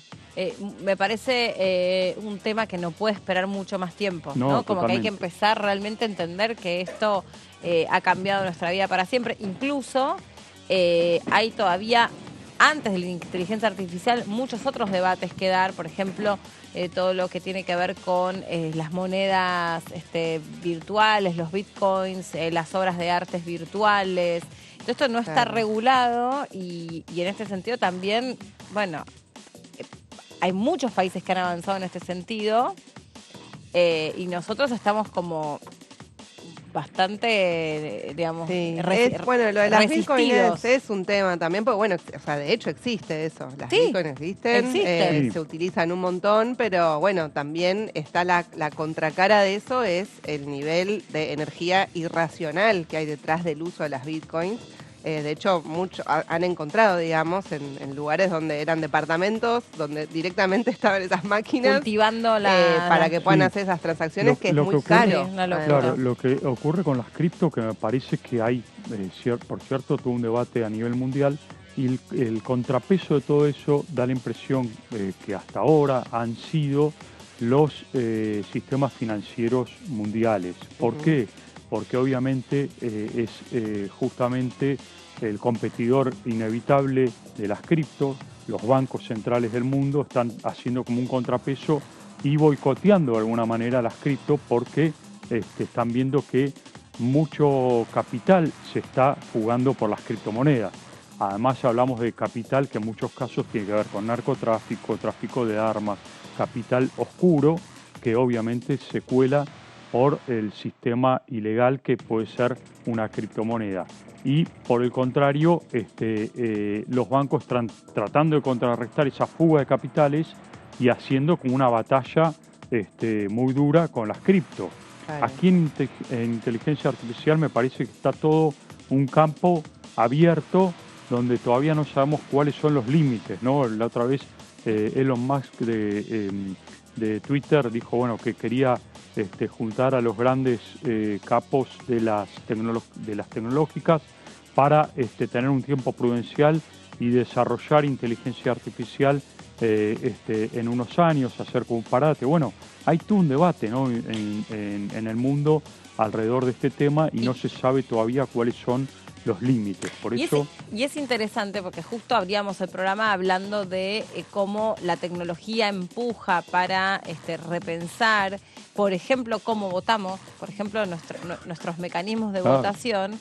Y todavía estamos debatiéndonos sobre si la boleta electrónica, sobre si el chip, sobre si la máquina y mientras tanto hay un montón de países mucho más avanzados que nosotros, Alemania, y dice, bueno, todo bárbaro con la tecnología, salvo que este mecanismo para votar nos resulta que puede poner en jaque nuestra democracia, que puede ser realmente complicado el resultado de querer avanzar en este sentido. Por ahí no todo va a llevar su propio, el mismo ritmo, por ahí no todo va a avanzar de la misma manera, pero creo que ineludiblemente...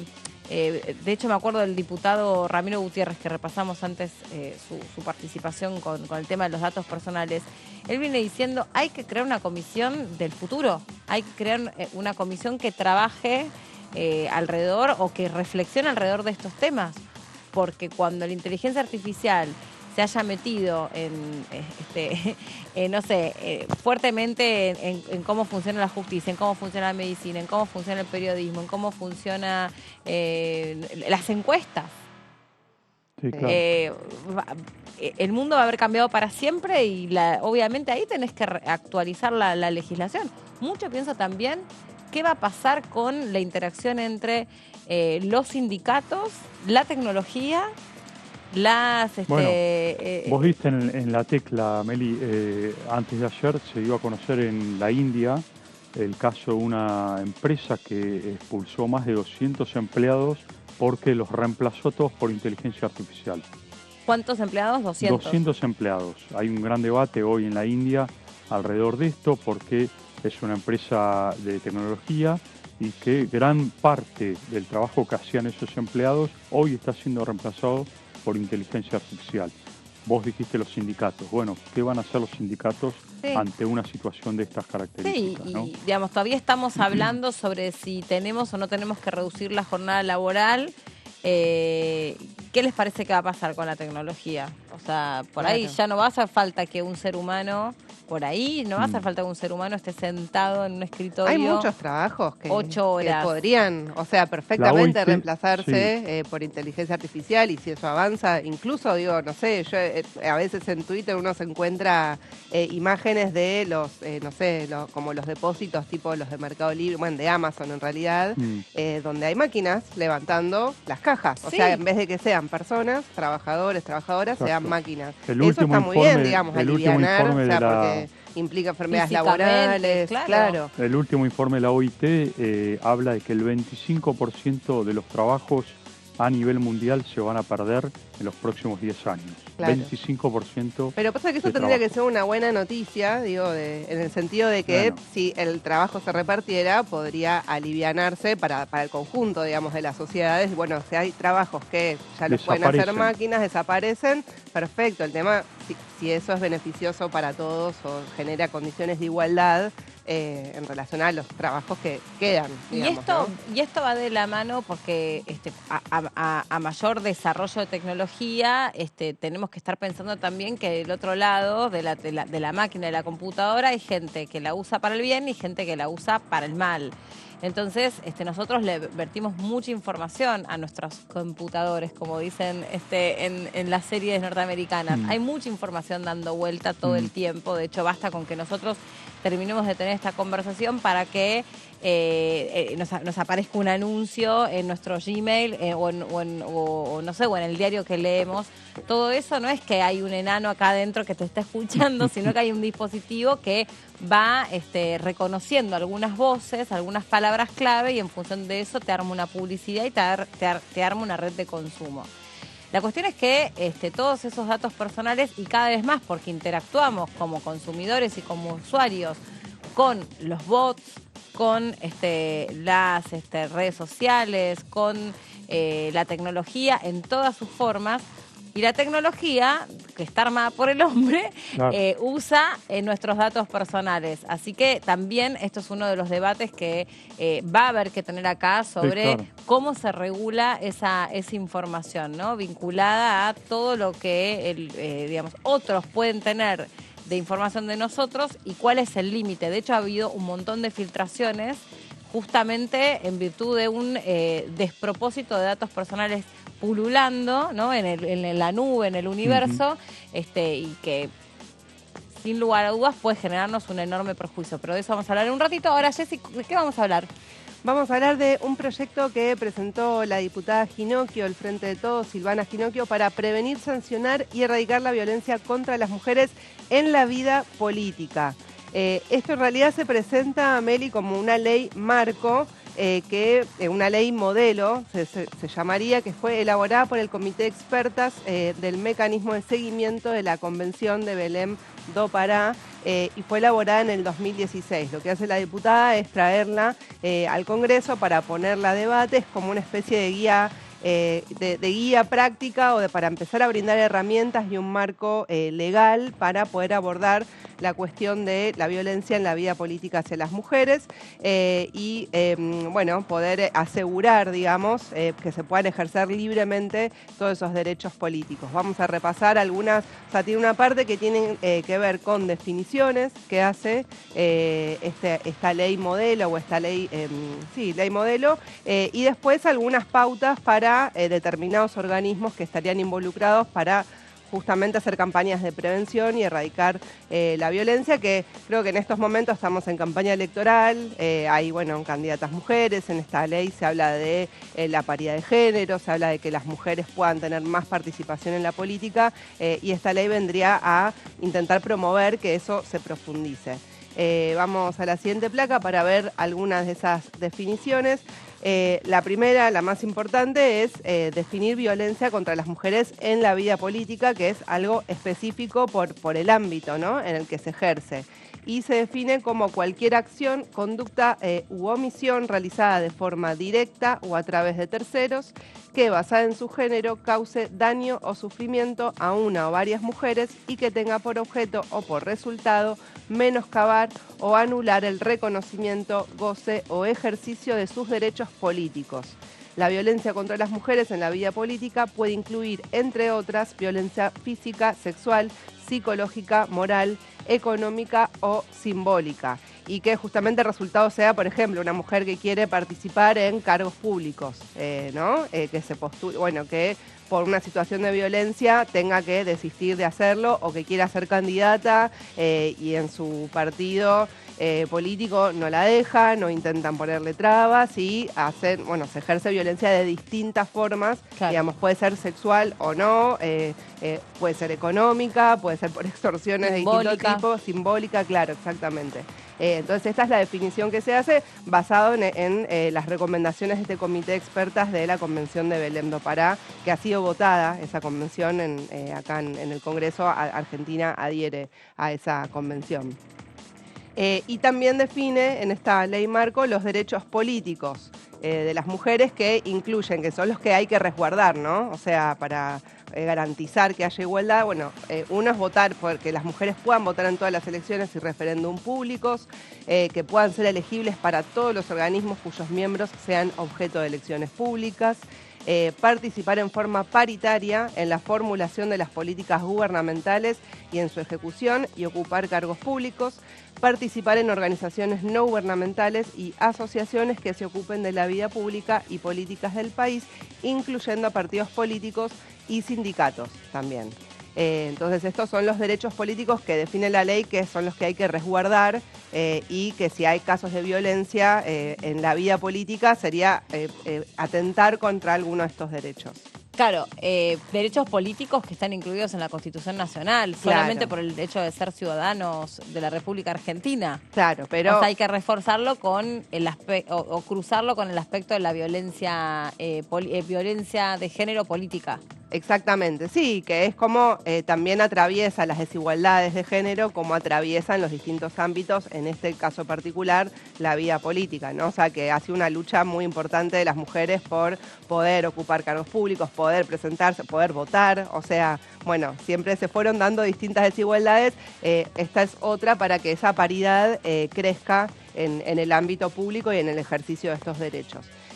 Vamos a la siguiente placa para ver un poco los distintos ámbitos donde se propone, bueno, el órgano rector de estas políticas de igualdad plantea esta ley, la denomina Mecanismo Nacional de las Mujeres, y lo que propone es que desde ahí, que es como una especie de mesa para coordinar distintas políticas, se tomen acciones como garantizar un componente específico sobre violencia en la vida política en todos los planes nacionales de violencia contra las mujeres, que se elaboren protocolos para la prevención y erradicación y la atención y la investigación, entre otros. O sea, es una ley muy larga, yo traté de sintetizarla para por lo menos que se tengan en cuenta los puntos principales que se propone abordar.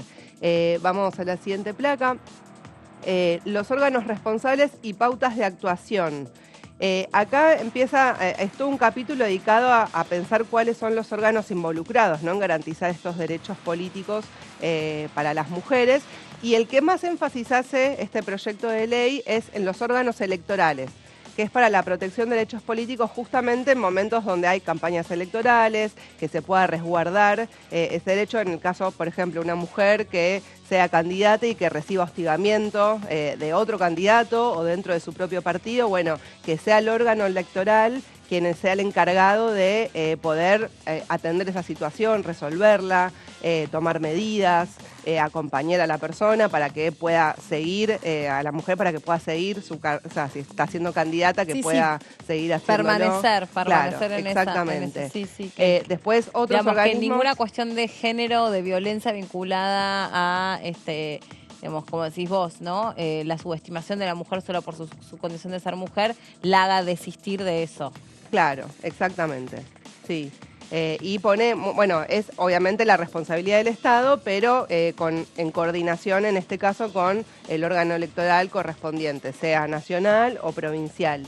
Después también habla de los organismos como el Ministerio Público y los tribunales, o sea, para todo lo que tiene que ver con la investigación y la resolución de acciones judiciales, en el caso de que haya denuncias de violencia.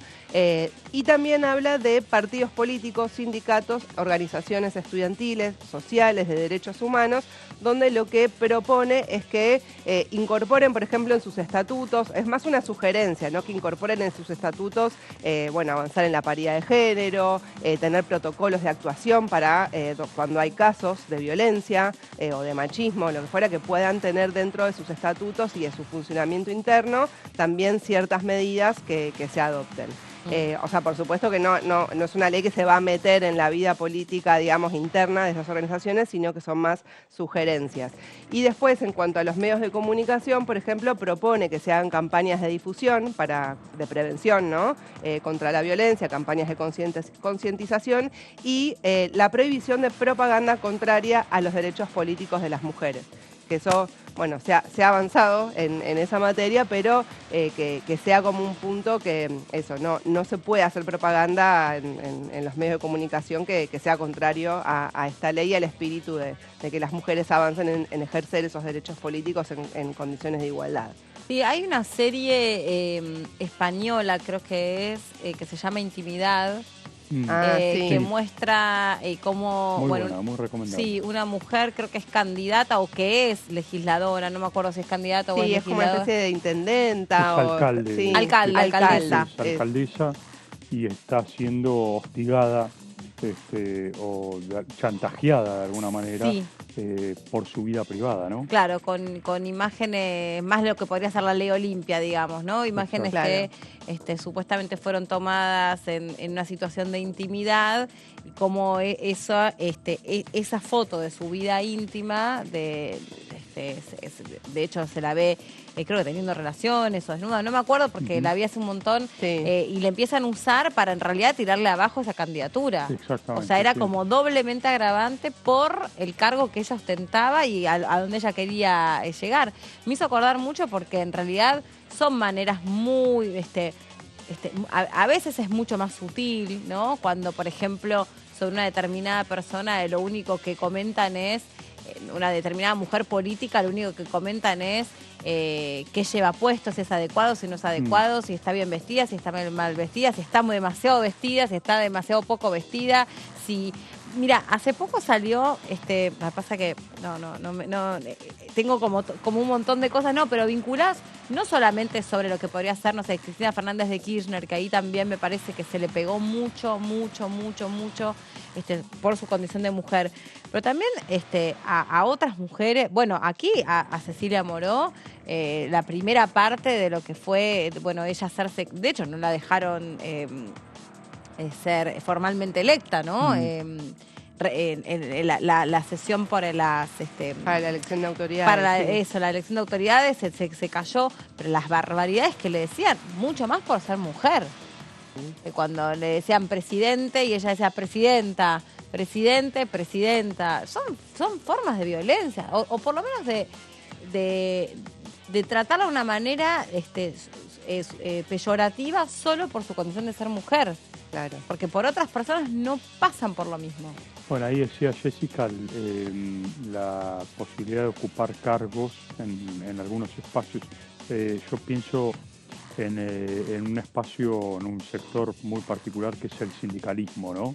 Los gremios tienen mucha resistencia a la incorporación de mujeres en sus dirigencias, digamos, ¿no? Hoy casi no hay muchas mujeres prácticamente sindicalistas o al frente de un sindicato. Muy pocas. Bueno, uno ve a veces las fotos de actos oficiales, más donde está la CGT o la CTA, o incluso, digo, hasta gremios que son abrumadoramente femeninos, como el de docentes, el de enfermeras, bueno, y ve fotos donde son todos varones, digamos, chicos, ahí ya está muy atrasado. Una muestra de eso fue cuando se debatió la semana pasada sobre la agenda de cuidados o las leyes de cuidados, que invitaron a referentes de los sindicatos mujeres y eran siempre la encargada de la división de género de la CGT, la secretaria de igualdad de... Nunca secretaria general, no, digamos. ¿Entendés?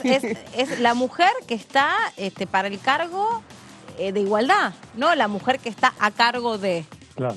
No hay representación, o sea, digamos, y más para hablar de un tema, digamos, con todo respeto, pero que cabe mucho más que lo hable una mujer, que en general es más afectada por esta cuestión del cuidado en su desempeño profesional o en su oficio que el varón. Aunque el varón también es afectado porque solamente le dan... Traigo a colación esto porque en los casos últimos, recientes, digamos, de la historia reciente argentina, casos particulares de mujeres que ocuparon el Ministerio de Trabajo a nivel nacional, el caso de Graciela Camaño en su momento, de Patricia Bullrich en otro instante de la vida política argentina, tuvieron un enfrentamiento muy fuerte con los gremios por su condición solo de ser mujeres, ¿no? Bueno, y les costó mucho, la verdad. El Camaño durante muchos tiempos fue la esposa de... Exactamente. Cuando tiene un potencial y una formación Mirá, ejemplar. Con Camaño a mí me pasó algo muy particular y la verdad es que tiene razón. En una entrevista, no me acuerdo si en la radio donde fue que le hicimos, ella en un momento se detiene y dice, déjenme de mencionarme como la esposa de... porque si no acá se acaba la entrevista. Y la verdad es que tenía razón, porque es la diputada, ¿no? Camaño. Total. Y siempre fue vista o siempre los medios la tomaban como la esposa de Barrio Nuevo. Y la verdad que fue una toma de postura muy, muy fuerte, pero que tiene razón. Pero desde el cargo que ella ocupaba como en su momento ministra de Trabajo, en la época de Duhalde, después el caso de Patricia Bullrich, decía, les costó mucho porque enfrentaban a un sector de la política argentina como los gremios que está totalmente acaparada por hombres, ¿no? Y con una idea de que la mujer no puede estar ahí, básicamente, claro. ¿No? No se dice explícitamente, pero está subyacentemente esa idea. Implicada esa idea, ¿no? Sí. ¿Tenés más placas ahí, Jessy? La ¿o no? última, para cerrar, que este proyecto establece garantías de protección para las mujeres, como por ejemplo restringir el acceso de los agresores a los lugares en los que normalmente se encuentra la víctima, esto en casos de desarrollo de una campaña electoral, por ejemplo, o... Vos mencionabas, Meli, la serie donde, bueno, había un video donde la usaban como extorsión para que se baje una candidatura, una mujer. Bueno, en este caso se podría retirar esa campaña violenta, o sea, se podría retirar ese material de circulación y dando a conocer y haciendo públicas los motivos por los cuales se retira, como parte de explicarle a la sociedad que se estaba ejerciendo violencia en la vida política para determinadas mujeres. Y también establece sanciones en caso de faltas o delitos. Bueno, hay un montón de tipos, de acuerdo a la gravedad, pero bueno, esto es un poco el proyecto que en un momento donde estamos atravesando elecciones, empiezan este domingo, es importante recordar la importante lucha que dieron las mujeres para poder conquistar un montón de derechos y que, como charlábamos más temprano, todavía falta. Y no sé si les pasa a ustedes que uno muchas veces termina explicando a algunos sectores más reticentes de este tipo de cuestiones de la sociedad, o dice, no, bueno, yo te explico por qué hace falta que haya equidad, que haya representación repartida de fuerzas en el Congreso. Yo te explico por qué es importante que haya tantas mujeres como varones en cargos de tomas de decisiones. Hay que explicar porque de manera natural, durante muchos años, solo por esa condición, las mujeres no ocupamos lugares importantes, ni para tomar decisiones, ni para instalar una agenda que conocemos de primera mano, porque nos afecta de manera real y directa y nos va a seguir afectando, porque sobre los varones muchas de estas cosas que traen las mujeres, por ejemplo, a la escena política, no suceden, no ocurre. Y sí ocurre sobre las mujeres. Entonces, tiene que seguir haciendo falta que se nos haga un espacio, a veces un poco más a la fuerza. Otra serie recomendable para este tema es Borgen. Claro, ahí hay una primera en una sociedad particular como la sociedad de Dinamarca, ¿no? Sí, Dinamarca. Bueno, obviamente el cargo de primer ministra ocupado por una mujer le cuesta mucho a esa mujer y sobre todo en una sociedad que uno puede decir, es muy progresista en estos términos.